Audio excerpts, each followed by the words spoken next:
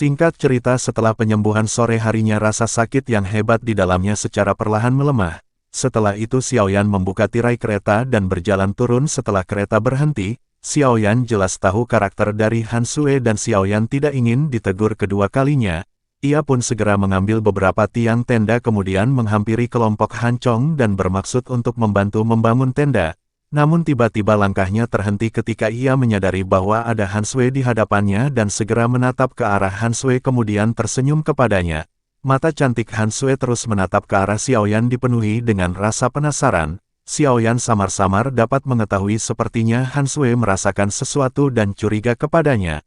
Namun dengan gelar playboy-nya tentu tidak akan menjadi gelisah dan malah terus menjadi tenang. Setelah agak lama Xiaoyan pun segera bertanya kepada Han Sui apakah ada sesuatu yang ingin ditanyakan.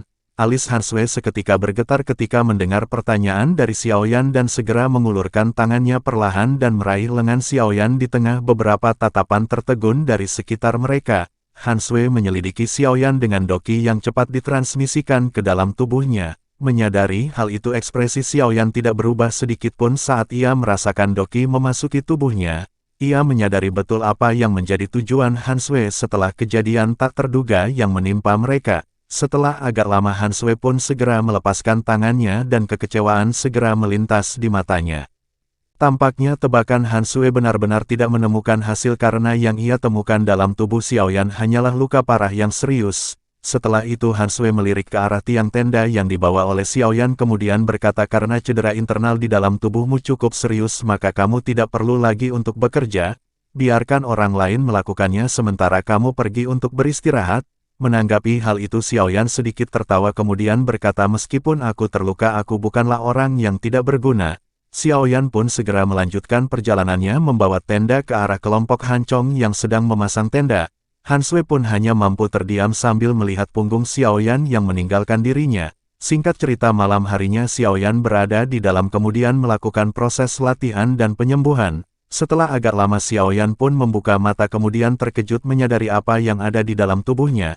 Ia menghirup nafas dalam dan terkejut ketika menyadari adanya kekuatan spasial dalam tubuhnya.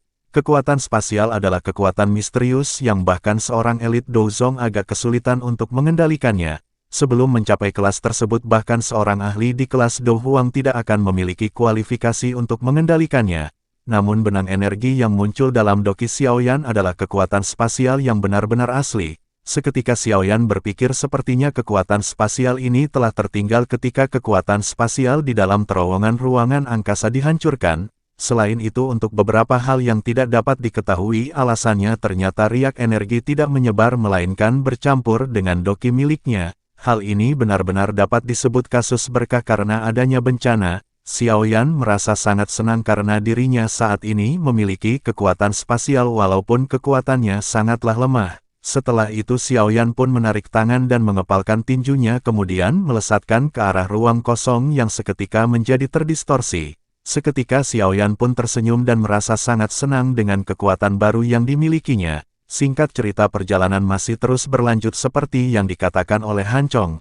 Perjalanan setelah melewati ngarai 10.000 ular sangat benar-benar mulus. Kota Tianbei juga semakin dekat selama beberapa hari perjalanan tersebut.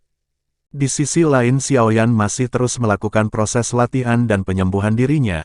Pada saat ini kekuatannya telah pulih di kisaran 70% dari kekuatan semula. Namun saat ini Xiaoyan benar-benar tidak ingin mengungkapkan kekuatan yang ia miliki. Xiaoyan merasa senang dengan sikap orang-orang yang selalu berterus terang dalam konvoi tersebut dan tidak ingin membuat mereka menaruh rasa hormat kepadanya. Beruntung dengan kekuatannya saat ini kemungkinan besar bahkan Han Sui tidak akan bisa menemukan jika Xiaoyan telah menyembunyikan auranya. Selain itu karena adanya kekuatan spasial yang kecil dalam tubuh Xiaoyan bahkan beberapa ahli di kelas puncak Do Huang atau bahkan elit Douzong akan kesulitan mengidentifikasi kekuatan sejati Xiaoyan jika ia ingin menyembunyikannya.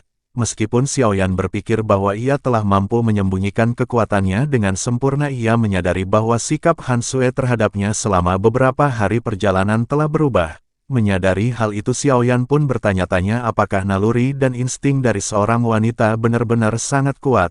Xiaoyan pun hanya mampu menggelengkan kepala kemudian memutuskan untuk lanjut masuk ke dalam proses latihan. Singkat cerita perjalanan pun telah masuk ke hari kelima dan mereka segera mendirikan camp lalu tiba-tiba burung pembawa pesan datang menghampiri kelompok Hansue.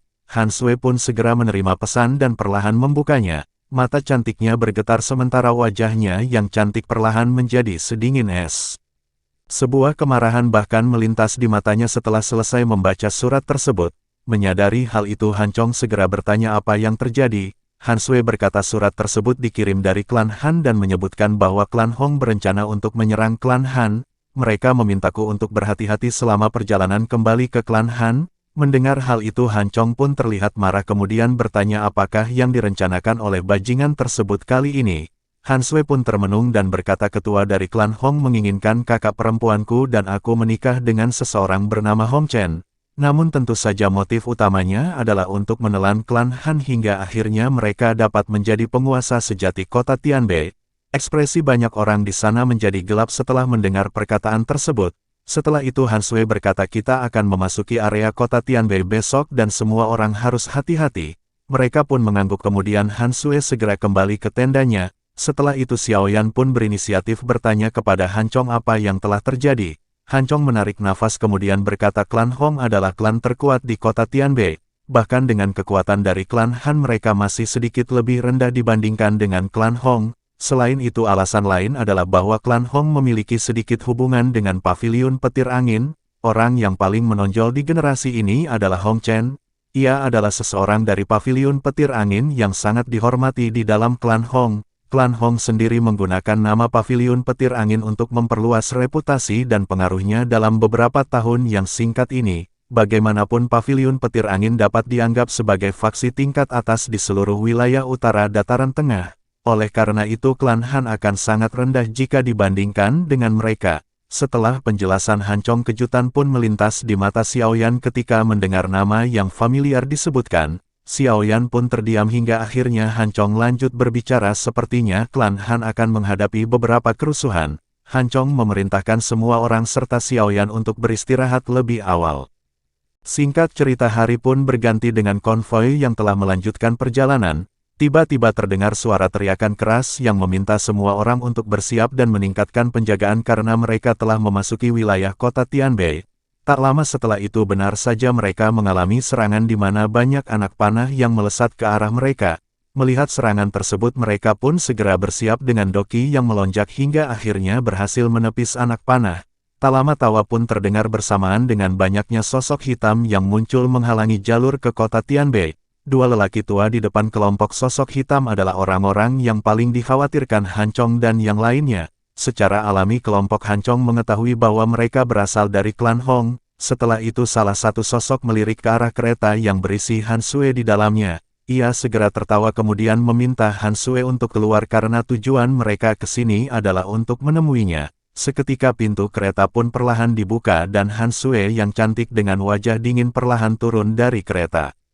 Hansue berkata sungguh tak terduga tetua Hongmu dan tetua Hongli datang hanya untuk menangkap seorang gadis kecil. Sepertinya Hansue menyadari kedua orang tua tersebut memiliki kekuatan di bintang 4 Do Huang.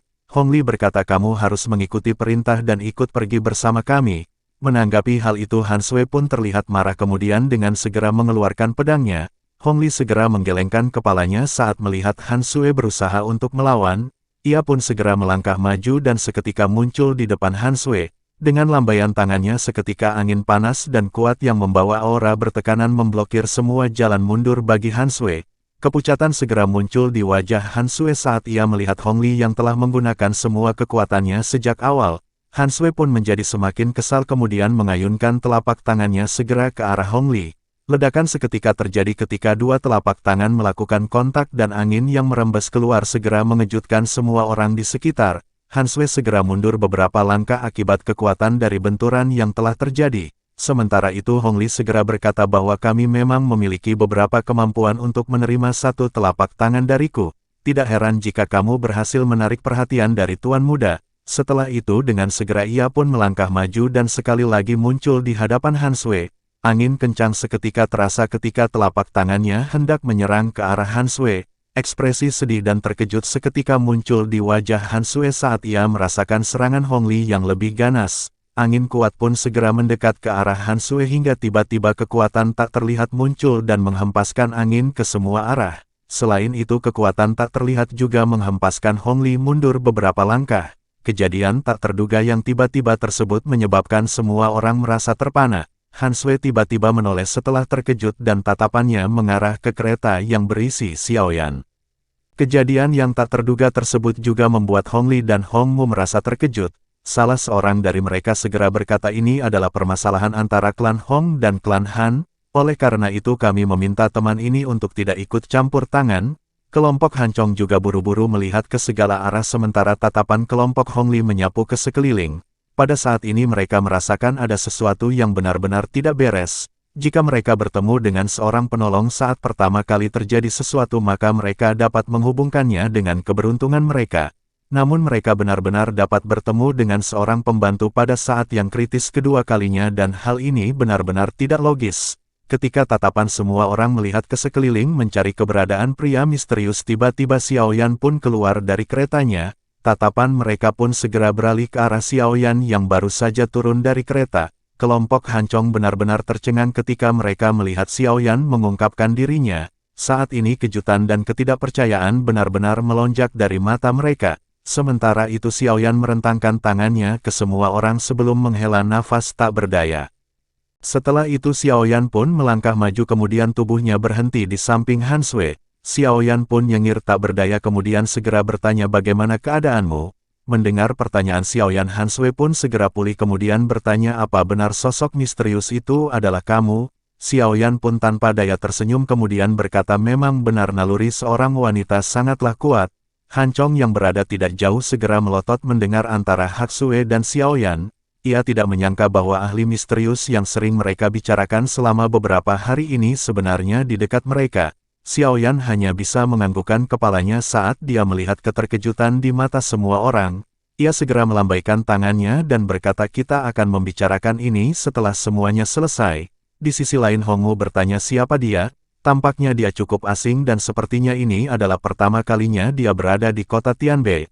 Apakah ia benar-benar yakin akan menyinggung klan Hong? Mendengar perkataan dari Hong Mu Xiaoyan segera berkata sepertinya kalian tidak akan sanggup untuk mengambil seseorang dariku.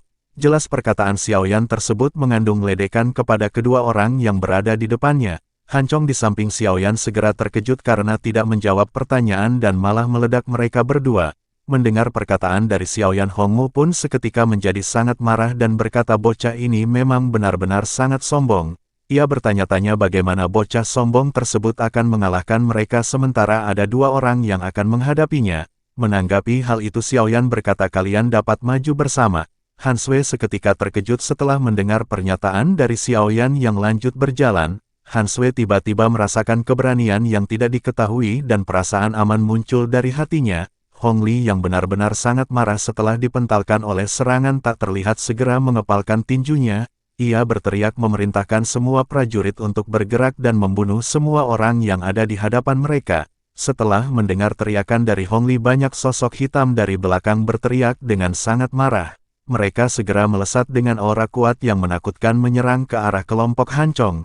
Ekspresi dari kelompok Han Chong pun sedikit berubah saat melihat lawan melancarkan serangan. Sementara itu di depan Xiaoyan menghentikan langkahnya kemudian mengepalkan tinjunya. Riak tak terlihat dengan cepat menyebar saat ia mengepalkan tangannya. Tubuh para pasukan berjubah hitam tiba-tiba memerah lalu tak lama mengeluarkan seteguk darah. Keterkejutan samar-samar terungkap di mata kelompok Han Chong setelah mereka melihat adegan tersebut. Mereka mengingat betul ular berbisa yang tak terhitung jumlahnya yang tiba-tiba berubah menjadi abu. Jika tidak kemungkinan orang-orang ini akan senasib dengan ular tersebut yang berubah menjadi debu. Hong Mu dan Hong Li pun bersiap dengan doki merah dan melesat ke arah Xiaoyan. Aura dua orang Dou Huang datang menekan seperti badai menyebabkan Han Sui dan yang lainnya merasakan tekanan panas. Keduanya melakukan penggabungan kekuatan membentuk api yang sangat panas. Menyadari hal itu Xiaoyan segera berkata penggabungan doki kalian tidaklah buruk namun api tidak akan berpengaruh terhadapku. Setelah itu Xiaoyan pun menjentikkan jarinya kemudian api hijau segera melonjak membentuk piton yang sangat besar berhadapan dengan mereka. Ledakan keras pun segera terjadi setelah kedua serangan saling bertabrakan. Api merah besar yang membentuk naga seketika ditelan oleh api hijau yang ukurannya sangatlah kecil. Setelah itu Xiaoyan melambaikan tangannya dan api hijau segera ditarik setelah menelan api merah yang sangat besar. Xiaoyan segera merubah api hijau menjadi petir yang langsung melesat ke arah keduanya. Tabrakan keras kembali terjadi dengan api yang berbentuk petir menabrak dada keduanya. Melihat hal tersebut kelompok Han Chong mengeluarkan seruan saat mereka melihat Hong Mu dan Hong Li terpental. Han Sui benar-benar sangat terkejut dengan kemampuan asli yang dimiliki Xiaoyan. Melihat usianya yang tidak tampak jauh terpaut dengannya, kemampuan Xiaoyan saat ini benar-benar sangat menakutkan. Bahkan Hong Li dan Hong Mu, dua tetua dari klan Hong yang memiliki reputasi cukup kuat di kota Tianbei, sebenarnya dapat dikalahkan dengan sangat menyedihkan. Dengan bakat dan pencapaian seperti itu kemungkinan besar Xiaoyan tidak akan kalah dengan Hong Chen. Sementara itu di sisi lain Hong Mu segera berkata kekuatan baca itu benar-benar terlalu kuat. Hal yang terbaik saat ini adalah pergi dari sini. Menyadari hal itu Hong Li pun segera mengangguk, kemudian mereka mengeluarkan sayap doki dan melesat pergi. Melihat hal itu Xiaoyan menggelengkan kepalanya kemudian segera berteriak, karena kalian sudah menyerang maka kalian tidak akan pergi dengan mudah. Tak lama api tak terlihat tiba-tiba muncul di depannya dan riak menyebar ke segala arah. Riak tak terlihat segera menangkap kedua orang yang telah melarikan diri seperti kilat. Seketika tubuh keduanya pun tiba-tiba menegang dan seteguk darah panas keluar dari mulut mereka. Sebelum mereka punya waktu untuk melarikan diri tiba-tiba Xiaoyan tepat berada di belakang mereka seperti hantu. Dengan jentikan jarinya angin segera bertiup dan pandangan keduanya tiba-tiba menjadi gelap. Kejadian tersebut berlangsung begitu cepat membuat Han Sui dan yang lainnya tidak menyadari apa yang terjadi. Mereka hanya mengetahui tiba-tiba dua sosok tubuh melesat menghantam tanah di hadapan mereka. Setelah itu tiba-tiba sosok Xiaoyan pun berdiri tegak di hadapan mereka. Xiaoyan berkata, aku akan meninggalkan kedua orang ini untuk kalian. Han Sui pun seketika menundukkan kepalanya dan melihat wajah pucat Hong Mu dan Hong Li di hadapannya. Han Sui terdiam melihat keduanya dan tak mengetahui mereka hidup atau mati. Ia hanya terkejut dengan apa yang telah ditampilkan Xiaoyan yang mampu mengalahkan 2 bintang 4 Do Huang dalam waktu yang sangat singkat. Singkat cerita, setelah semuanya berakhir mereka pun kembali melanjutkan perjalanan dengan Xiaoyan dan Han Sui dan beberapa orang lain yang sedang berkumpul. Xiaoyan sedikit gelisah saat dia duduk di kursi kereta. Di sisi yang berlawanan ada Han Sui yang mengambil cangkir teh dan secara pribadi mengisinya untuk Xiaoyan. Hal inilah yang akhirnya membuat Xiaoyan merasakan ketidaknyamanan karena sudah terbiasa dengan ketidakpedulian dan sikap dingin dari Han Sui, maka ia benar-benar sulit beradaptasi dengan suasana yang seperti itu. Xiaoyan pun memberanikan diri bertanya apakah ada hal yang ingin dikatakan oleh nona muda Han Sui. Mendengar pertanyaan Xiaoyan, Han Sui menjawab, kamu dapat memanggilku dengan Han Sui saja. Aku tidak pantas dipanggil nona muda di hadapanmu. Sungguh tak terduga orang yang berada di ambang kematian yang telah kami temukan di gurun pasir merupakan ahli yang sangat baik.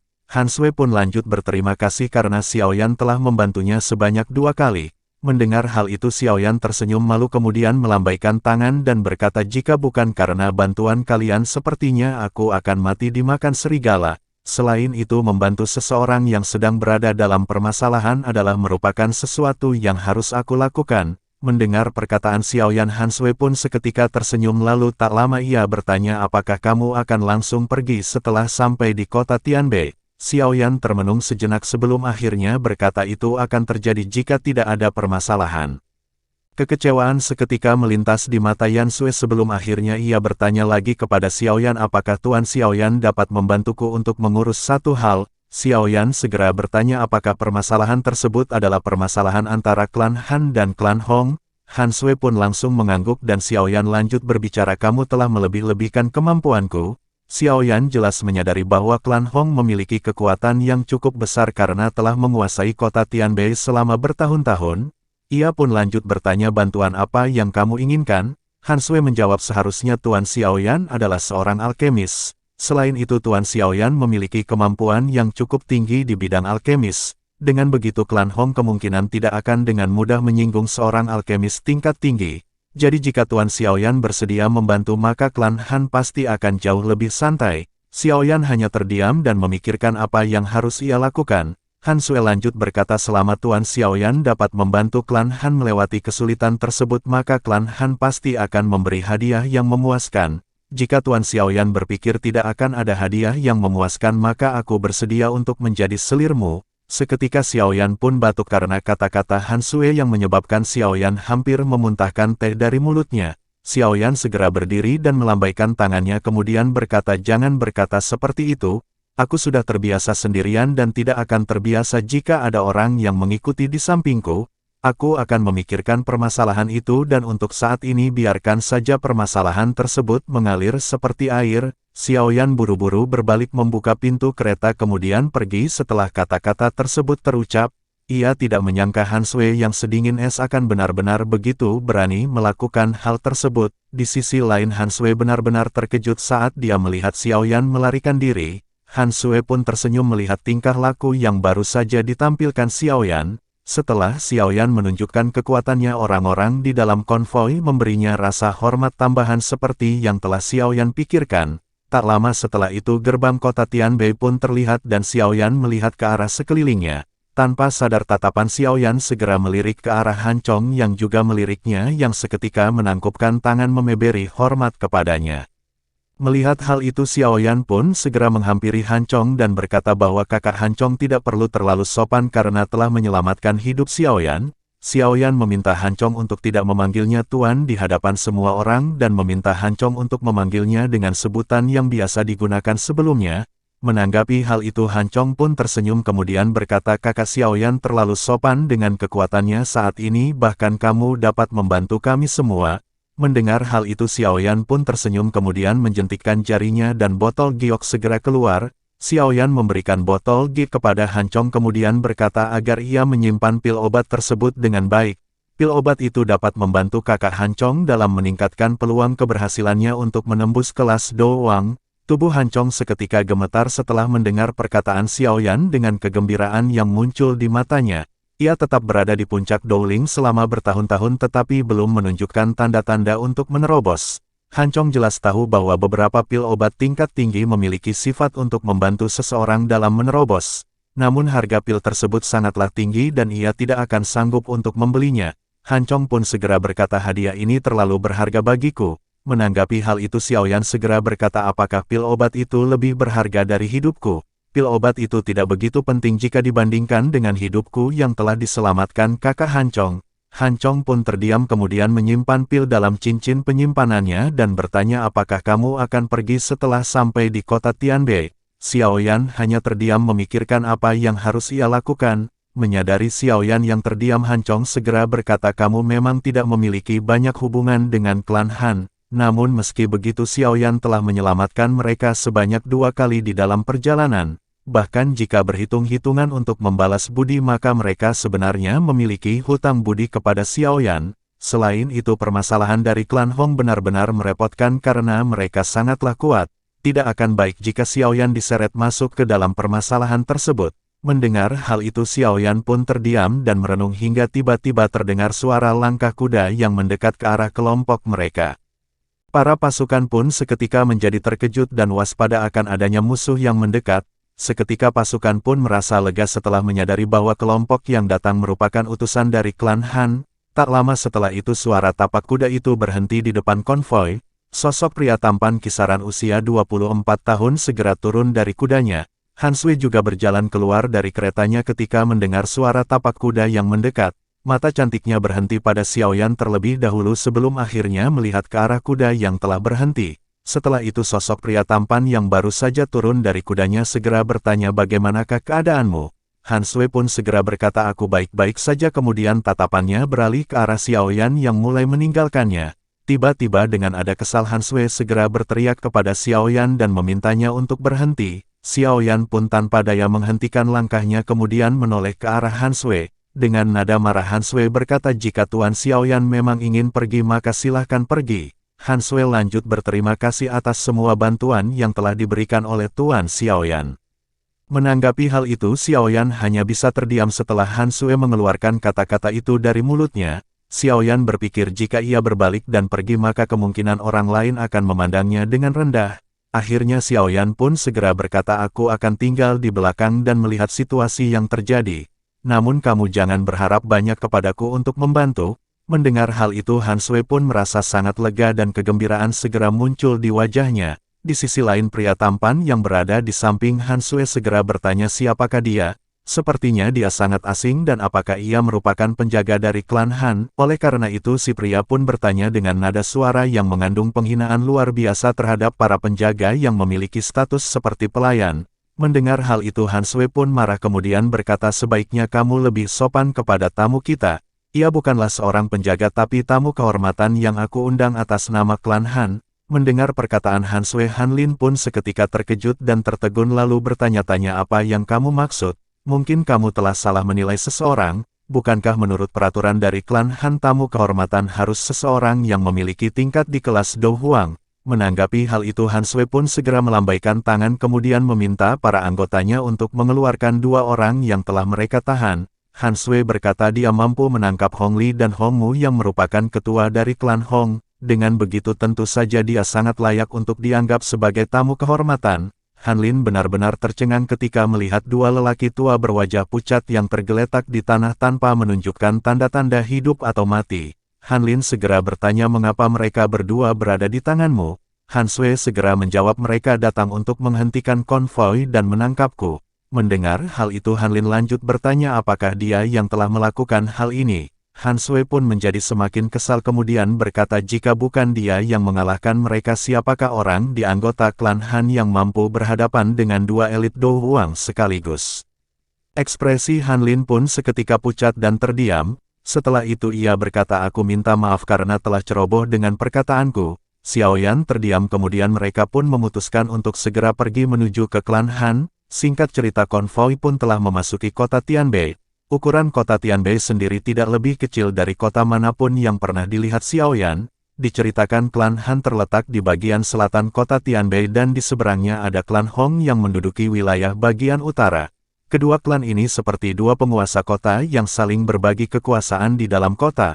Tak lama setelah itu akhirnya konvoi pun telah mencapai pintu masuk halaman dari klan Han. Mereka secara kebetulan melihat cukup banyak gerbong yang berhenti tepat di depan gerbang. Kereta ini memiliki lencana berwarna merah yang serupa dengan milik dari klan Hong.